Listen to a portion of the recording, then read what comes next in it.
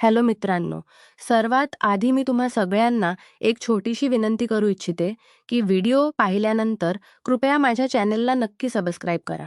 हे video बनवण्यासाठी मी खूप मेहनत घेते आणि याच माध्यमातून मी माझा खर्च चालवते.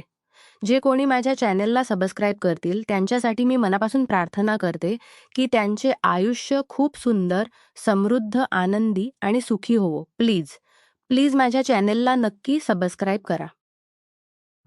मैं नहीं जानती यह सिलसिला कब से शुरू हुआ, लेकिन बस इतना पता है कि मैं जब 3 साल की थी तो उस समय वह 8 साल का था। मेरी आंखों से लगातार आंसू बह रहे थे। मैं अपने चाचा का हाथ थामे इस घर में पहुंची थी जो मेरा ददहाल था, लेकिन मैं पहली बार यहाँ आई थी। मैं हिचकियां से रो रही थी। बड़े से आंगन में एक तखत पर बूढ़ी औरत बैठी रो रही थी। कुछ औरतें बच्चे भी वहां मौजूद थे, 2 मर्द भी थे, लेकिन सभी मुझे नफरत भरी नजरों से देख रहे थे। उनकी गजबनाक नजरों को देखकर मैं अपने चाचा के बिल्कुल पीछे जाकर छुप गई थी।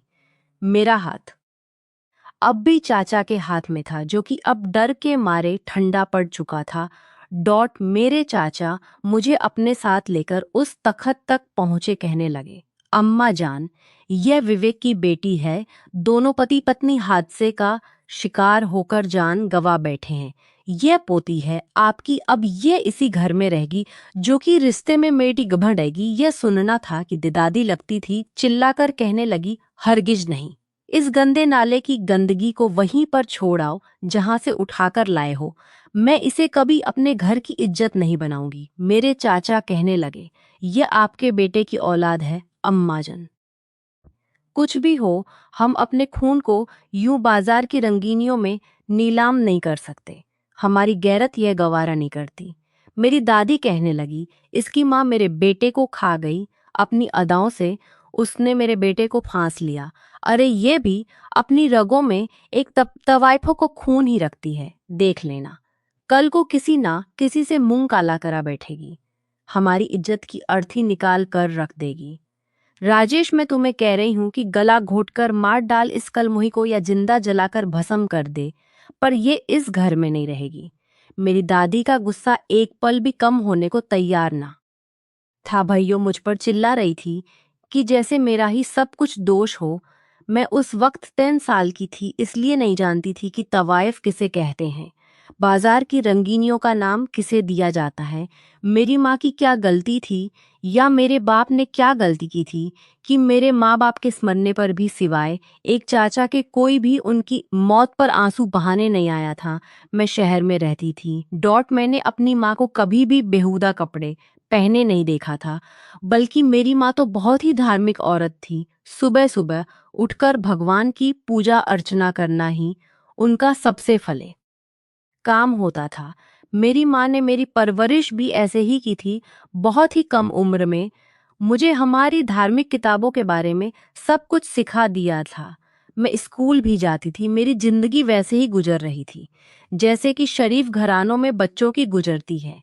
हाँ, लेकिन मैंने ना तो कभी अपना ननिहाल देखा था और ना ही ददहाल मेरे लिए, जो एक हादसे का शिकार होकर ही अपना दम तोड़ ही चुके थे, जो एक हादसे का शिकार होकर मौके पर ही अब बड़े सदमे से गुजर रही थी।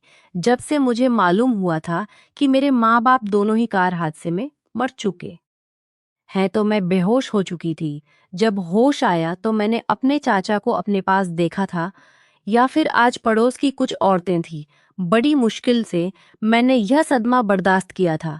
चाचा ने ही मेरे सर पर हाथ रखा था और मेरे माँ बाप के अंतिम संस्कार के बाद मुझे अपने साथ लेकर गांव आ गए। मेरे दादा इस गांव के सरपंच थे। दादी को उतनी ही इज्जत की नज़र से देखा जाता था। गांव का कोई भी फैसला होता मेरी दादी ही किया करती थी। पैसे की खूब रेल पेल थी, लेकिन मेरे पापा को एक तवायफ से मोहब्बत हो गई। वह दिल्ली में काम के सिलसिले में जाते थे, तो वहीं उनके दोस्त उन्हें बाजार की रंगीनियों में ले गए। वहीं उन्हें मेरी माँ से मोहब्बत हो गई और उन्होंने मेरी माँ से शादी कर ली और उन्हें एक इज्जत की जिंदगी देना चाहिए। लेकिन जब गांव लेकर गए तो एक तूफान था जो आ चुका था। मेरी माँ को तो किसी ने भी ससुराल में स्वीकार ही नहीं किया था। बल्कि उनके साथ साथ मेरे पापा को भी ज्यादा से बेदखल करके धक्के मार के घर से निकाल दिया। मेरे पापा शहर आ गए और वहीं पर नौकरी करने लगे। मेरे यही चाचा कभी कभी मेरे पापा से मिलने आते थे, इसलिए मुझे उनकी पहचान थी। मैं यहाँ आ तो गई थी, लेकिन यहाँ पर मेरा कोई भी अपना नहीं था। सबके चेहरों पर मेरे लिए सिर्फ और सिर्फ नफरत और गुस्सा था। मैं डरी सहमी चाचा के बिल्कुल पीछे खड़ी थी। मेरी दादी की कहर भरी नजरें मुझ पर जमी थी। मेरा दिल यूं था जैसे कि किसी बेलगाम घोड़े की तरह भाग रहा हो। मैं बेहद डरी हुई थी। उस बड़े आंगन में मेरे एक ताया और एक चाचा और उनकी पत्नी और बच्चे खड़े थे।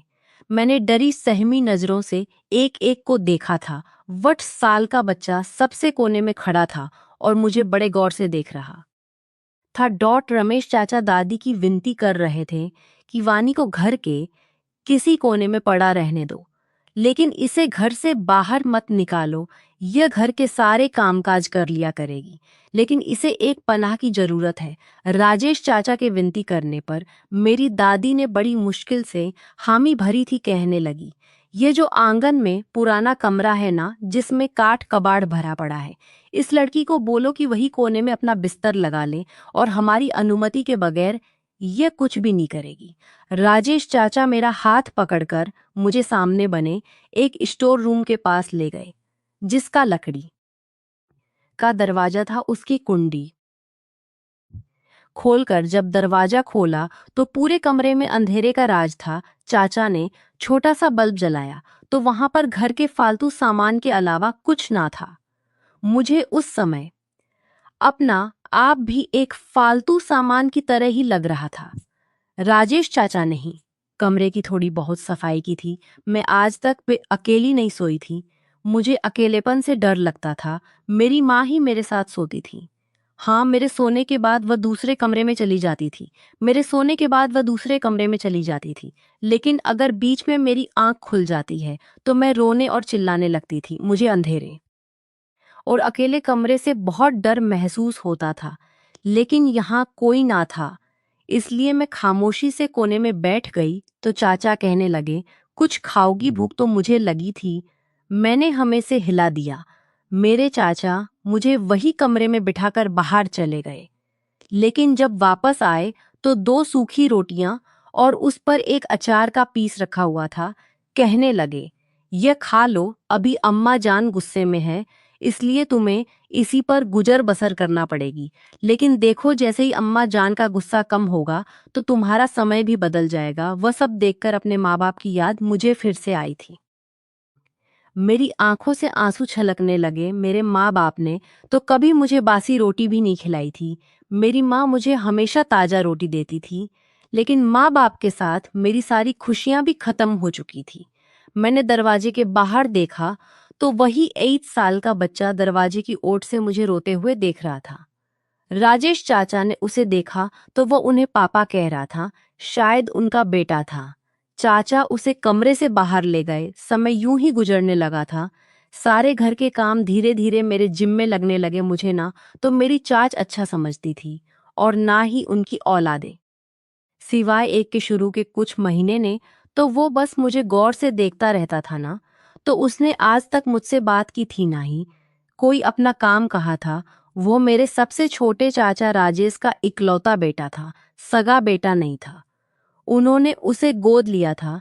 शादी के 5 साल तक उन्हें कोई औलाद नहीं हुई तो उन्होंने डॉक्टरों से चेकअप करवाया था, जिसमें पता चला कि मेरी चाची कभी मां नहीं बन सकती और चाची की बहन ने उन्हें अपना बेटा गोद दे दिया ताकि ची का घर ना टूटे और चाचा कहीं दूसरी शादी ना कर ले। उसका नाम राजवीर था, सबसे छोटा था, इसलिए सबका लाडला भी बहुत था। लेकिन एक बार मैं किचन में बर्तन धो रही थी कि मेरे हाथ से शीशे का गिलास टूट गया, जिस पर एक जोरदार थप्पड़ अम्मा जान ने मेरे मुखपदे मारा। कहने लगी, अंधी हो गई है क्या? इतना कीमती गिलास तूने तोड़ दिया। आज तो मैं तुझे भूखा रखूंगी, एक दिन तू भूखी रहेगी तो अगले दिन काम भी ठीक से करेगी। मेरा कान बुरी तरह से मरोड़ कर मेरी दादी मुझे किचन से बाहर ले आई और मुझे कमरे में धकेल कर फेंक दिया। मैं अपने बिस्तर पर जाकर गिर गई और रोने लगी। वहां कोई ऐसा ना था जो मेरे आंसू पचता राजेश चाचा ने भी दोबारा पलटक नहीं पूछा था। भूख के मारे मुझे नींद भी नहीं आ रही थी कि अचानक कमरे का दरवाजा खुला। राजवीर दरवाजे पर खड़ा था। उसके हाथ में खाने की प्लेट थी। छोटे छोटे कदम उठाता हुआ वो मेरे पास आकर बैठ गया। कहने लगा, क्यों रो रही है आप? मैं उस वक्त दोनों घुटनों पर बाजू फैलाए अपना मुंह अपने बाजू में छुपाए रो रही थी। उसकी बात सुनकर मैं चेहरा उठाकर उसे देखा और कहा, अपनी किस्मत को रो रही हूं। यह किस्मत कहने लगा, मेरी बात सुनकर क्या होती है? मैंने कहा तुम छोटे हो, तुम नहीं समझोगे। कहने लगा, इतना भी छोटा नहीं हूं, मुझे दुख होता है जब दादी जान और घर के सब लोग आपको बुरा भला कहते हैं। कुछ देर तो मैं उसे हैरत से देखती रही कि जब बाकी घर वालों को मुझ पर दया नहीं आती है तो इसे क्यों दुख होता है। अभी मैं यह सोच रही थी जब उसने अपने हाथों से मेरे आंसुओं को पोंछा था।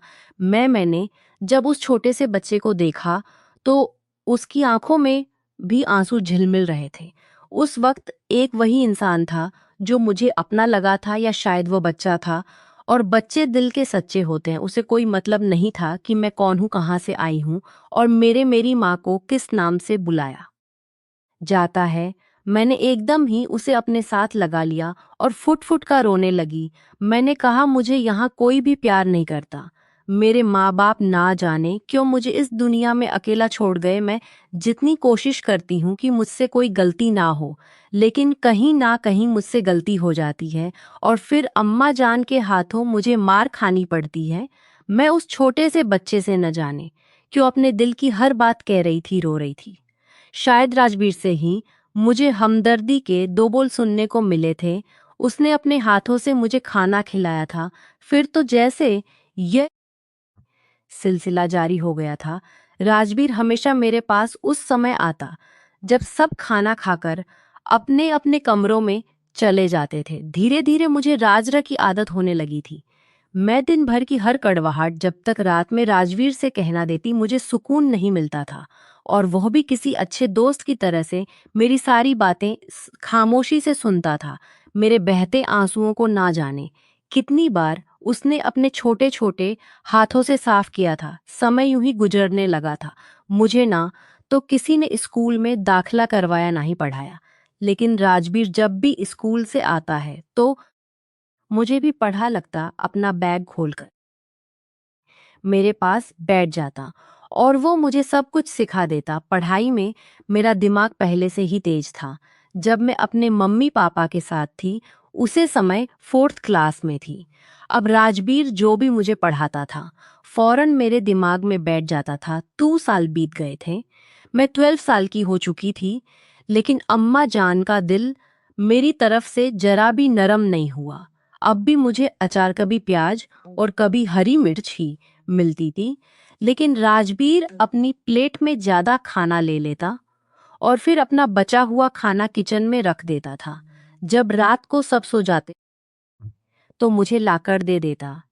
कभी स्कूल के पैसों को बचाकर मेरे लिए खाने की चीज ले आता। समय यूं ही गुजरने लगा। मैं 17 साल की हो चुकी थी और राजवीर 15 साल ताऊ जी का बेटा, जो कई सालों से विदेश में पढ़ाई करने गया था, वह वापस आ गया। मेरी माँ बहुत ही खूबसूरत औरत थी, इसलिए मैंने भी उन्हीं का हुस्न चुराया था। मेरी गोरी सफेद रंगत भूरी आंखें, ब्राउन बाल जो कमर तक झूलते थे।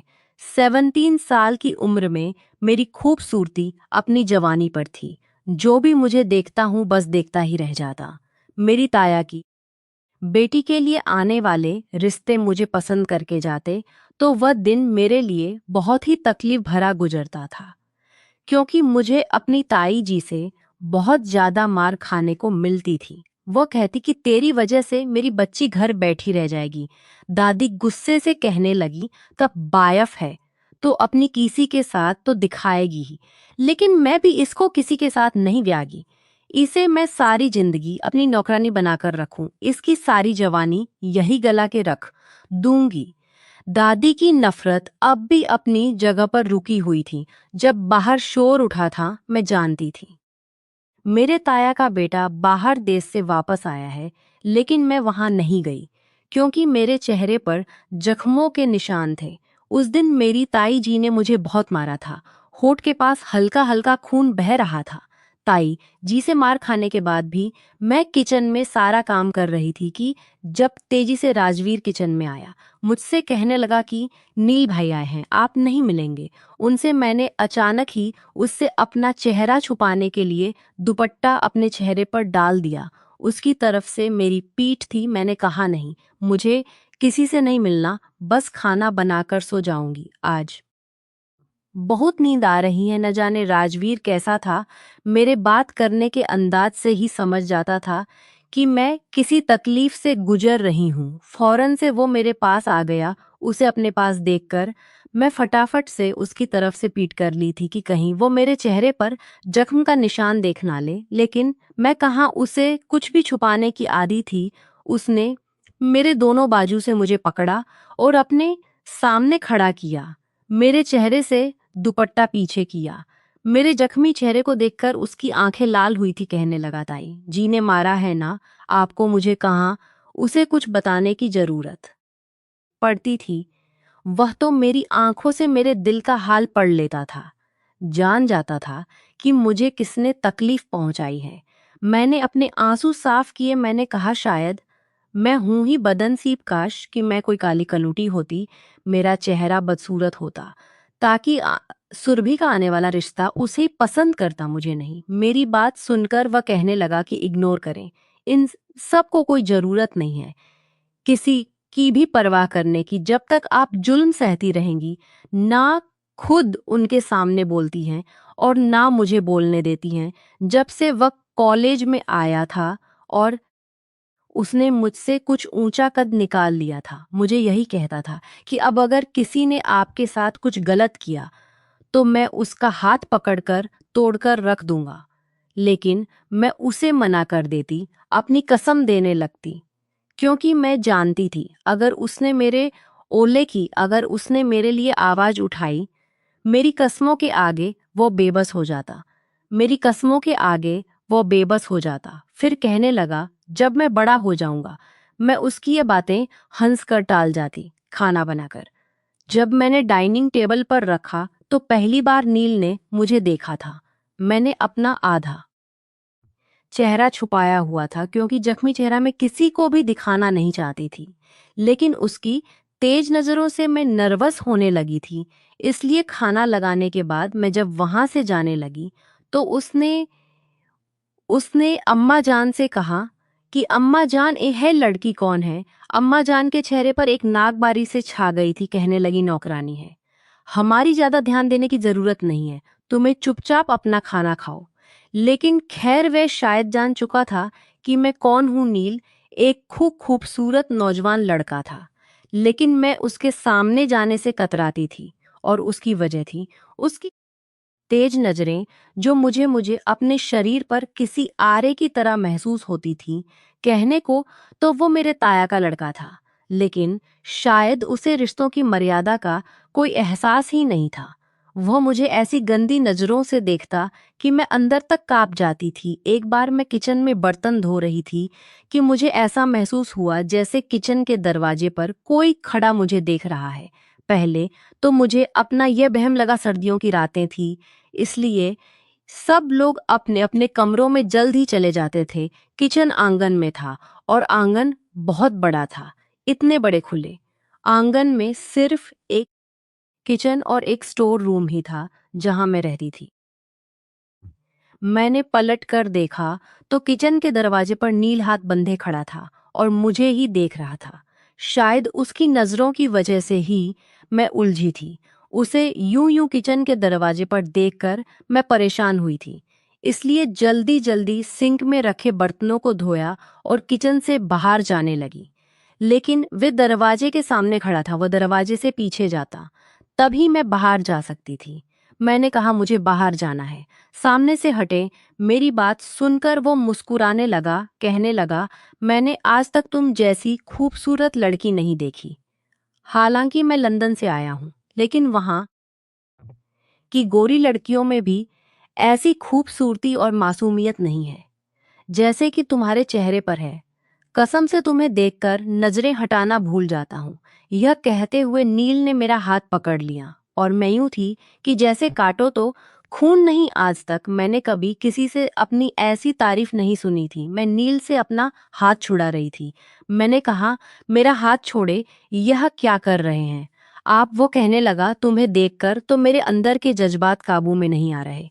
फिर जब से यह पता चला है कि तुम छोटे चाचा की बेटी हो और तवाइफ का खून तुम्हारी रगों में दौड़ता है, तो मैंने सोचा क्यों ना मैं भी इस हुस्न से अपना दिल बहला लूं। यह सुनकर तो मेरा रंग एकदम उड़ गया था।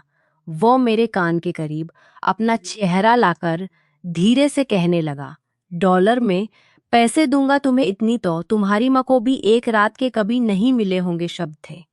या जिल्लत का जोरदार तमाचा मैं बर्दाश्त ना कर सकी और मैंने दूसरे हाथ से खींचकर उसके मुंह पर थप्पड़ दे मारा और चिल्लाकर कहने लगी, मुझसे से आगे से कभी इस तरह से बात करने की कोशिश भी मत करना। मेरा इतना कहना था कि उसने मेरे बाजू को दबोचकर पकड़ लिया। मैं जोर से चिल्लाई कि मुझे बचाओ, लेकिन नील मुझे छोड़ने के लिए तैयार नहीं था। मेरी आवाज सुनकर सबसे पहले राजवीर वहां पहुंचा था। नील के हाथ में मेरा हाथ देखकर उसने नील का गिबान पकड़ लिया। फौरन से मेरा जिन्हें हाथ छुड़ाया, राजवीर के पीछे छुप गई। मैं रोते हुए राजवीर के पीछे छुप गई। डरपोक ससी राजवीर की आंखों में तो खून उतरा हुआ था। उसने बुरी तरह से नील का ग्रेबान झोड़ रख दिया था। कहने लगा, हिम्मत कैसे हुई वानी का हाथ पकड़ने की? राजवीर की तेज आवाज पर अम्माजन, चाचा चाची, ताई सब उठकर कमरों से बाहर आ गए थे। मैं राजवीर के पीछे लगी रोए जा रही थी। नीनी ने सबको देखकर राजवीर से अपना ग्रेबान छुड़ाया। कहने लगा, क्या बदतमीजी है राजवीर, इस झूठी लड़की के लिए तुम मुझ पर इल्जाम लगा रहे हो। अरे मैं तो बाहर से अपना चार्जर लेने आया था और यह मुझसे कहने लगी, जरा किचन में मेरी बात सुन ले, मुझे लग होगा, इसलिए मैं किचन में आ गया और वहां यह मेरे सीने से लग गई और मेरे साथ गलत हरकतें करने लगी। मैंने इनकार कर दिया। मैं तो इसे अपना आप छुड़ा रहा था कि तभी उसने चीखना चिल्लाना शुरू कर दिया। कहने लगी, अगर आज की रात तुम मेरे कमरे में नहीं आए तो मैं तुम्हें बदनाम कर दूंगी। नील ने सबके सामने मुझे ही झूठा और बदकिरदार साबित कर दिया था। मैं जोर जोर से नामे सिर हिलाने लगी। मैंने कहा, यह झूठ है, लेकिन अम्मा जान और चाचा ताया सभी मुझे बुरा भला कहने लगे। यहाँ तक कि आज तो राजेश चाचा ने मुझे बुरा भला कहना शुरू कर दिया था। लेकिन राजवीर कहने लगा, मैं नहीं मानता कि वरीके से जानता हूं। लेकिन राजवीर अभी इतना बड़ा न था कि उसकी बात को अहमियत दी जाती। अम्मा जान मुझे मारने के लिए आगे बढ़ी तो राजवीर ने उनका हाथ पकड़ लिया। ये देखकर सबके सब हैरत में डूब गए थे। राजवीर कहने लगा, खबरदार, जो आज के बाद किसी ने वानी को हाथ भी लगाया। यह सुनना था कि चाचा उसके सामने आ गए। कहने लगे, तुम कौन होते हो इस झूठी और तवाइफ की बेटी के सामने दीवार बनने वाले? वो कहने लगा, आप लोगों को शर्म नहीं आती? आप लोगों को सिर्फ यही नजर आता है कि वानी की माँ तवाइफ थी। क्या यह नजर नहीं आता यह आपके खानदान का खून है, आपके बेटे की औलाद है, इसके पापा आपके ही बेटे थे। इसका मतलब यह आपके खानदान के खून थे और वाणी भी आपके खानदान के खून है। इतना सुनना था कि एक जोरदार थप्पड़ राजेश चाचा ने राजवीर के मुंह पर मारा था। कहने लगे, बहुत जवान चलाने आ गई है तुम्हें। तुम अगर मेरी अपनी औलाद होते तो अभी तुम्हारी जवान खींचकर तुम्हारे हाथ में दे देता, लेकिन तुम मेरे पास किसी की अमानत हो, इसलिए मैं तुम्हें वन कर रहा हूं कि चुपचाप यहां से चले जाओ और आगे से इस मामले में बोलने की हिम्मत भी मत करना, वरना मुझसे बुरा कोई नहीं होगा। धक्के देकर इस घर से निकाल दूंगा, फिर रातें बसर करोगे तो एक ही दिन में अकल ठिकाने आ जाएगी। लेकिन राजवीर सबके सामने डटकर खड़ा हो गया। कहने लगा, मुझे भी कोई शौक नहीं है ऐसे खानदान में रहने का जहां पर अपने ही बच्चों के साथ इंसाफ ना किया जाता हो। अगर आप अपने ही बच्चों के साथ इंसाफ नहीं कर सकते तो मेरे साथ भला क्या करेंगे? वानी बेसहारा नहीं है, इस घर पर उसका भी हक है, उसका भी हिस्सा है, गुलाम नहीं है, वह मालकिन है। और मैं वानी को उसका हक दिलवा कर रहूंगा। यह सुनना था कि सबके सब हक्का बक्का राजवीर की तरफ देखने लगे। सबके सामने राजवीर ने मेरा हाथ पकड़ा और मुझे स्टोर रूम में ले गया। मैं रो रही थी। मैंने कहा, राजवीर तुमने यह सब क्यों कहा? मुझे आदत पड़ चुकी है यह सब सुनने की और सहने की। सब लोग तुम्हारे पीछे पड़ जाएंगे। वो खने लगा। यही तो गलत है, अपने लिए खुद आवाज उठाओ, वरना आज के बाद मुझे मत रोकना। और मैं रुकूंगा भी नहीं, तुम्हारी कसम पर भी नहीं। पहली बार उसने आपसे मुझे तुम कहा था, लेकिन उसके बाद मेरे लिए हैरानी की बात यह थी कि सबका व्यवहार मेरे साथ बदल गया था। मुझे अब कोई भी कुछ नहीं कहता था। लेकिन कुछ दिन गुजरने के बाद ही चाचा ने राजवीर को कहा कि वह दूसरे देश जाकर अपनी पढ़ाई पूरी करे, जैसे कि नील ने की है। नील भी अब मुझे देखकर रुख बदल जाता था। मैं अपने कामों में बिजी रहती थी। राजवीर दूसरे देश जाने के लिए तैयार ना था। मैंने कहा, राजवीर तुम्हारे फ्यूचर का सवाल है, तुम्हें जाना चाहिए। कहने लगा, मैं तुम्हारे बगैर नहीं रह सकता हूँ। वानी पहली बार उसने मुझे मेरे नाम से पुकारा था। मैंने उसे टोका था। मैंने कहा, यह क्या मुझे तुम कहने लगे हो और आज मेरा नाम भी ले रहे हो?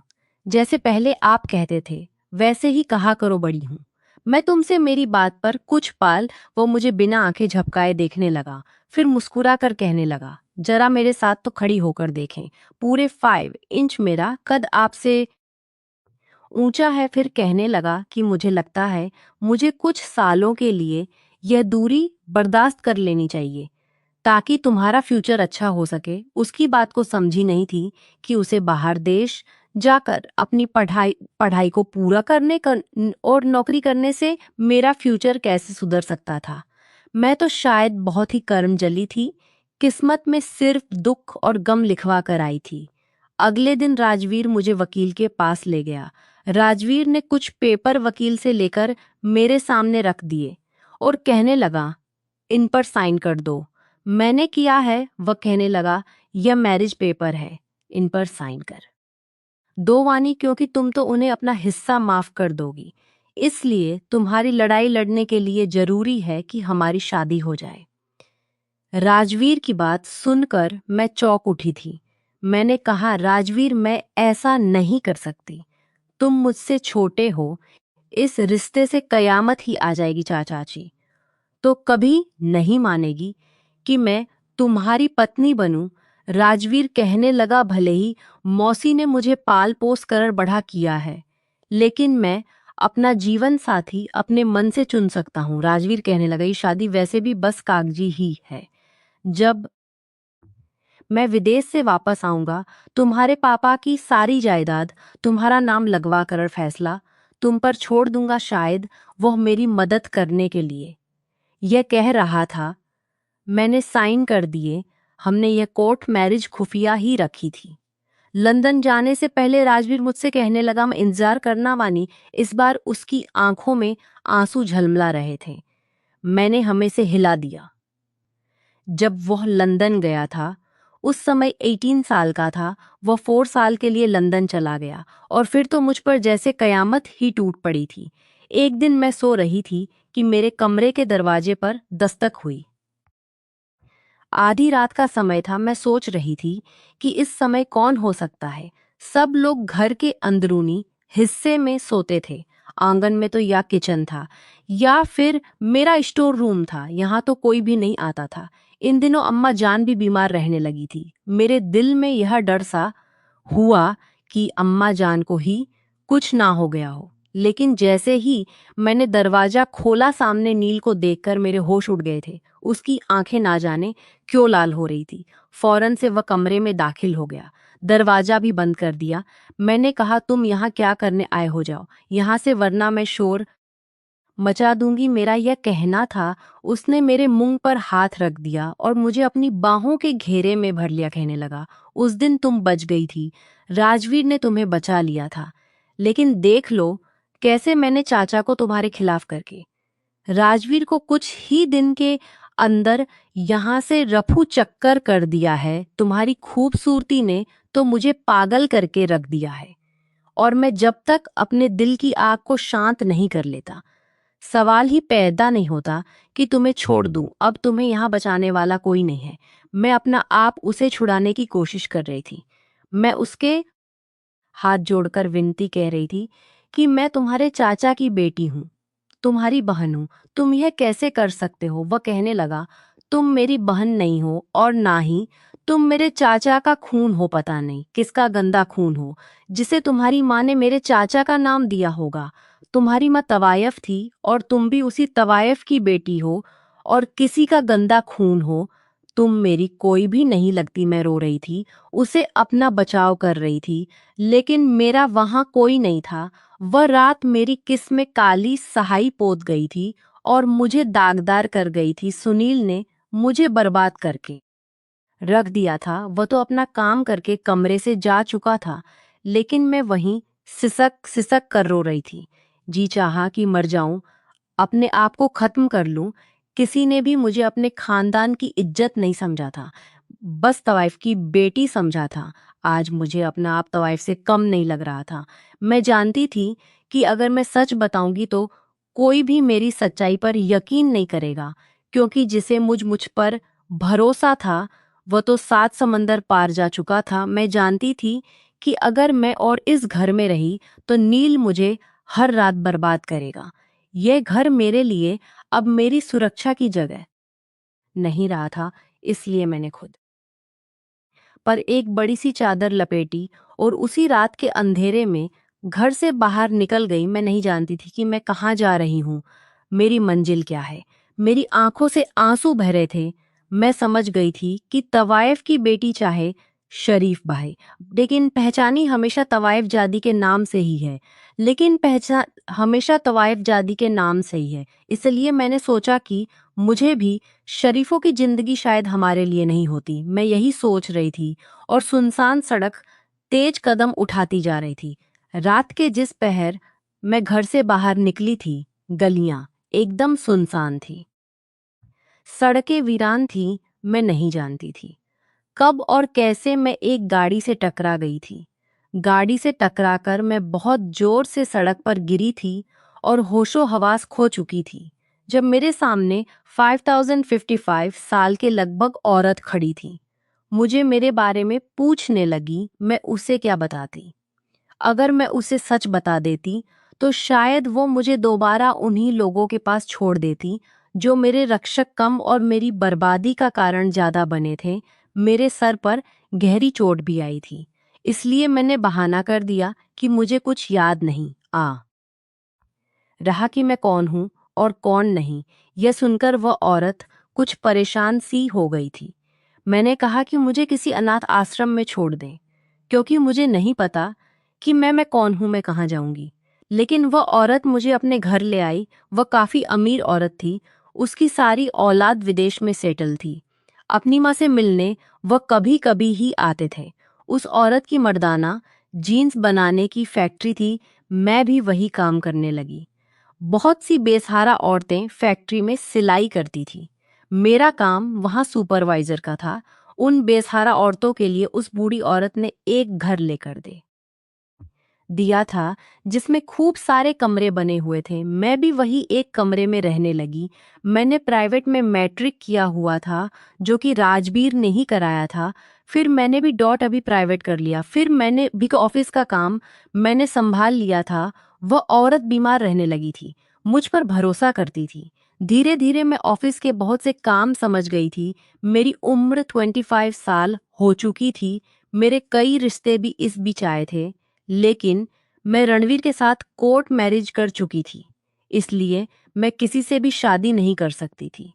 कभी कभी सोचती कि वह क्यों मुझे इस बंधन में डालकर चला गया। एक बार एक बहुत बड़ा ऑर्डर एक पार्टी ने मुझे देना चाहा। करोड़ों का ऑर्डर था। मैंने फौरन से ही ऑफर स्वीकार कर लिया, लेकिन जब मैंने उसके ऑनर से मीटिंग की, न जाने क्यों वो एकटक अपनी फैक्ट्री के बारे में और अपने काम के बारे में बता रही थी। मैं उसे कह रही थी कि आपको कभी भी हमारे करने में शिकायत का मौका नहीं। मैं उसे कह रही थी, आपको कभी भी हमारे साथ काम करने में शिकायत का महसूस हो रहा था, जैसे वो मेरी बातों से ज़्यादा मेरे चेहरे को देखने में दिलचस्पी रखता है। जैसे ही मीटिंग खत्म हुई उसने फौरन से कॉन्टैक्ट पेपर को साइन करके मेरे हवाले कर दिए। उसके बाद जब मैं उसके चेहरे पर नज़र डाली तो उस लड़के के चेहरे पर एक दिल फरेब सी मुस्कुराहट फैल गई। मुझसे कहने लगा, आपका नाम वानी है डॉट। हालांकि मेरे साइन से कोई भी यह नहीं पहचान सकता था कि मेरा नाम क्या है, और यहाँ मैं इसी मालकिन के रखे फर्जी नाम से जानी पहचानी जाती थी।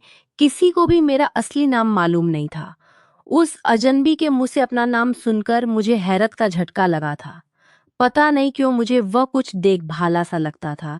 चेहरे पर हल्की सी शेव थी, खूबसूरत नौजवान था। खैर, मैंने इसका ऑर्डर तैयार करवाना शुरू कर दिया। लेकिन एक बार वो मेरे घर पर मुझसे मिलने आ गया। चौकीदार ने बताया, आपसे कोई मिलने आया है। मैंने जब इंटरकॉम के कैमरे से उसका चेहरा देखा तो मुझे हैरत हुई। मैंने उसे अंदर बुला लिया। मैं हाल में बैठी चाय पी रही थी। बाकी औरतें अपने अपने कमरों में थीं। वो लड़का वही आ गया, और हैरत मुझे उस समय हुई जब बड़े धरले से वो मेरे बराबर में बैठ गया, मेरी आंखों में देखने लगा, कहने लगा, वानी मेरा इंतज़ार क्यों नहीं किया? मैंने कहा था ना, मेरा इंतज़ार करना, कहीं मत जाना। उसकी बात सुनकर मैं सांस लेना भूल गई थी। मैं तो सोच भी नहीं सकती थी कि यह लड़का राजवीर होगा। उसका चेहरा तो बिल्कुल ही बदल गया था। पहले तो बड़ा मोटू सा हुआ करता था। घर में सब लोग उसे मोटू मोटू का कर ही चढ़ाया करते थे। हाँ, ध्यान देने पर मुझे महसूस हुआ कि आवाज तो राजवीर की ही थी। 7 सालों ने तो उसे बिल्कुल बदल के रख दिया था। मैं 25 साल की थी और वह 23 साल का। लेकिन जिंदगी बहुत आगे बढ़ चुकी थी। बहुत मुश्किल से मैंने अपने आंसुओं को रोका था। राजवीर कहने लगा, वानी कुछ पूछा है? मैंने मेरा इंतजार क्यों नहीं किया था? मैंने कहा, मैं तवाइफ की बेटी थी, इसलिए किसी इज्जतदार घराने में रहने के काबिल ना थी। वह कहने लगा मेरे साथ, चलो वानी। मैंने कहा, ने मुझे कहीं नहीं जाना, मैं यहाँ इज्जत की जिंदगी जी रही हूँ। वह कहने लगा, ये घर किसका है? मैंने उस औरत के बारे में उसे सब कुछ बता दिया। मैंने कहा, तुमने शादी? कहने लगा, बहुत पहले ही कर चुका था। उसकी बात ने न जाने क्यों मुझे बेचैन किया था। अगर वह घर बसा चुका था तो मुझे क्यों शादी के रिश्ते में बांधे हुए था? जी तो चाहा कि उसे कह दूं, मुझे भी आजाद कर दो, लेकिन जाने क्यों मैं कह ना पाई। वह कहने लगा, अम्मा जान की मौत हो चुकी है वानी, और जानती हो नील को कैंसर हो गया है। यह सुनकर मैंने उसे देखा था। मुझे देखकर कहने लगा, मैं जानता हूं उसने तुम्हारे साथ किया था। उसे उसी गुनाह की सजा मिल रही है। यह सुनकर मेरी आंखों से आंसू टप टप गिरने लगे। आज भी मैं अपना बस खो बैठी थी और उसके सीने से लगकर रोने लगी। अब भी वह अपन में अपने हाथों से अपने आंसू साफ कर रहा था, जैसे कभी बचपन में अपने हाथों से मेरे आंसू साफ किया करता था।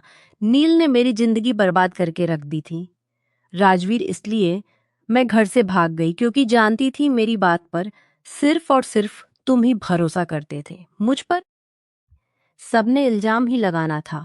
मुझे तवाइफ की बेटी ही समझना था। काफी देर के बाद मेरा दिल का बोझ हल्का हुआ तो मुझे अपनी गलती का एहसास हुआ था, क्योंकि अब वे कोई 8 साल का छोटा बच्चा नहीं था, एक भरपूर जवान मर्द था। मैं फौरन से उसे पीछे हट गई। अपनी इस हरकत पर मैं थोड़ा शर्मिंदा हुई थी।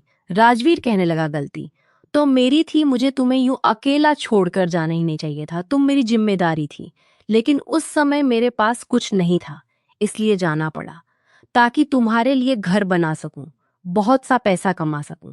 और आज मैं सब कुछ बन चुका हूं, तुम्हें अपने घर ले जाने आया हूं। मैंने कहा, अब तुम शादीशुदा हो, तुम्हारी पत्नी है, वो मुझे स्वीकार नहीं करेगी।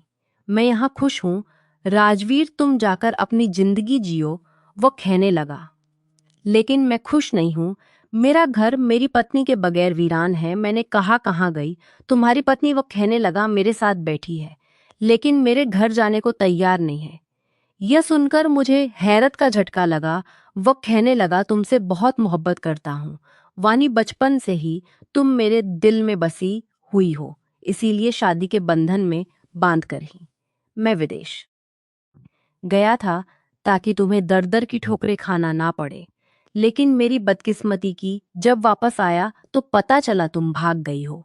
मैंने तुम्हें ढूंढने की बहुत कोशिश की नील को। जब कैंसर हुआ तो उसने मुझे सच्चाई बताई कि उसने तुम्हारे साथ क्या किया था और तुम क्यों घर से भागी थी। मैंने रो रो कर भगवान से तुम्हें मांगा था वानी, शुक्र है उसने मेरी सुन ली। राजवीर की आंखों में अब भी आंसू झिलमिला रहे थे। कहने लगा, मेरे साथ तो चलो, तुम्हारे बगैर अब जिंदगी नहीं गुजारना चाहता। मेरा हाथ थामे वो मुझसे कह रहा था। मैंने इनकार नहीं किया था, क्योंकि लंबी थकान भरे सफर के बाद मैं भी थक चुकी थी पूरे हक के साथ। इस बार मैं राजवीर के सीने से लगी थी। मैंने कहा, राजवीर मैं भी थक चुकी हूँ, अब अकेले सफर तय नहीं होता, मुझे भी एक सच्चे साथी की जरूरत है। मुझे छोड़कर अब कहीं मत घरूरा था। हाँ, मुझे भी और साथ जाना राजवीर। इस बार मुझे कसकर अपनी बाहों के घेरे में भर लिया था। वो मेरा असल साहिबान था। दोस्तों, कहानी कैसी लगी जरूर बताना। पसंद आई हो तो प्लीज़ लाइक करना। रोज एक नई कहानी सुनने के लिए हमारे चैनल को भी सब्सक्राइब करना। कहानी को अंत तक सुनने के लिए आप लोगों का बहुत बहुत धन्यवाद। मिलते हैं अगली किसी नई कहानी के साथ।